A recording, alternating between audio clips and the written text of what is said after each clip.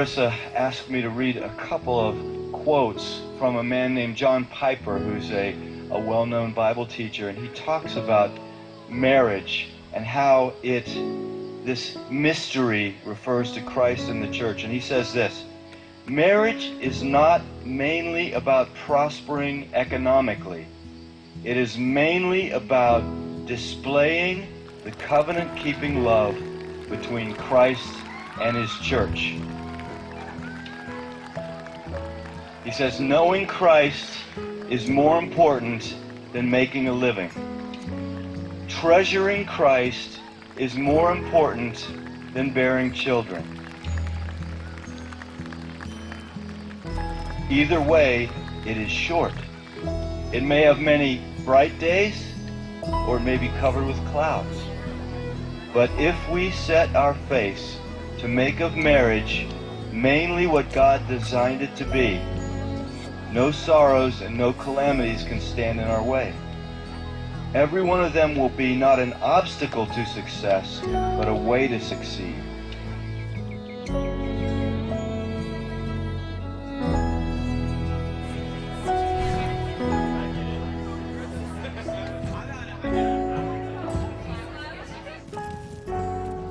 The beauty of the covenant-keeping love between Christ and his church shines brightest when nothing but Christ can sustain it.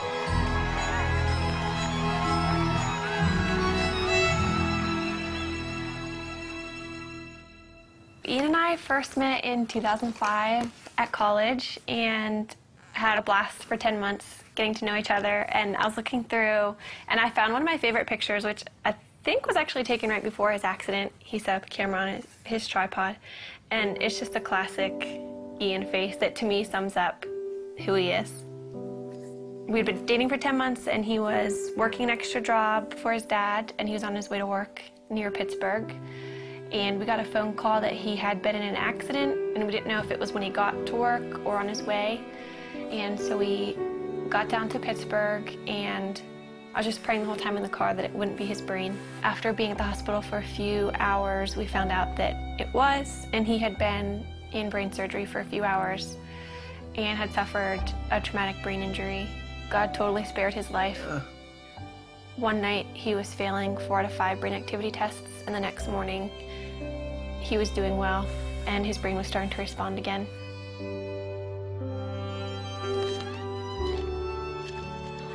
I moved in with his family after the accident, so I was really involved in his therapy and just did whatever I could to make his life fun. We'd go out on dates, and looking back, it's weird because he couldn't talk and he couldn't eat.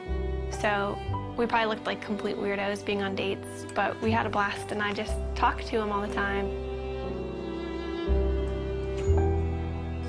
I knew that before Ian's accident, he was very serious about marriage and was ring shopping, so I knew where he was, and that helped me so much. After he couldn't talk, I knew that he loved me, and I knew where he wanted the relationship to go because we were dating very intentionally. We just prayed that marriage would someday happen and watched all of our friends get married and start having families. That was challenging, but we just tried to hold out hope that that would be us someday.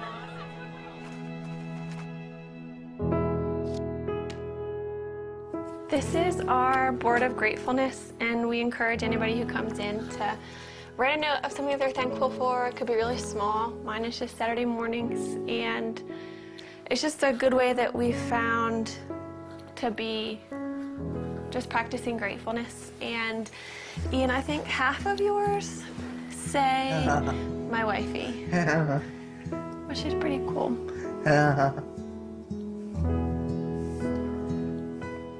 We decided that we couldn't really consider marriage as an option until Ian was able to communicate. But if he could communicate with me, then we could have a marriage, knowing it would be really different.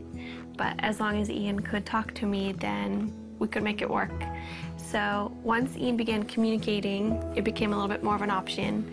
And then we just kind of watched Ian progress. Hi, husband. Hi, wifey. How are you? Yeah. What? How are you? I'm good. How How was your day? Yes. A conversation I had with his dad, it was one of those conversations where I realized this could happen. Then that August, his dad was diagnosed with brain cancer. And at that point, his dad's biggest concern was Ian and I, and whether or not we were going to get married or step away from our relationship. He wanted us to make a decision to move our lives in some direction. He passed away before he was able to see us get engaged, but that was a huge impetus in why we started to pursue engagement.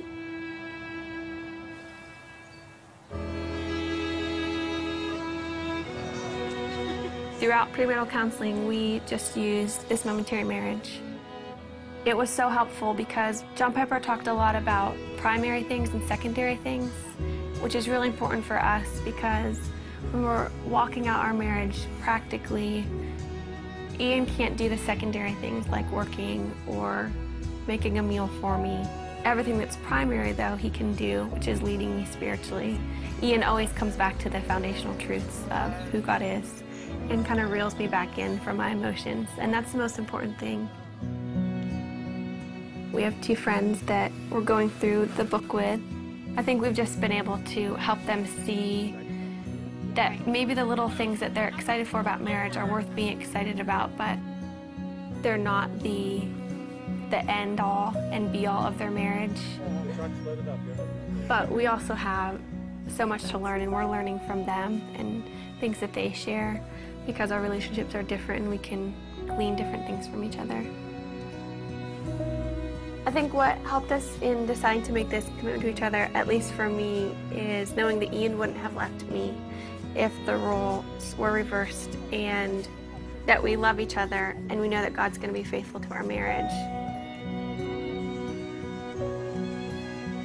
We're able to love each other with, I think, a more Christ-like love because of Ian's disability, and just to understand that picture a little bit better than if you were healthy. Yeah. Do you agree? Yes. What about God enables you to have a happy marriage? You know, What? he's awesome. He's awesome. Yeah.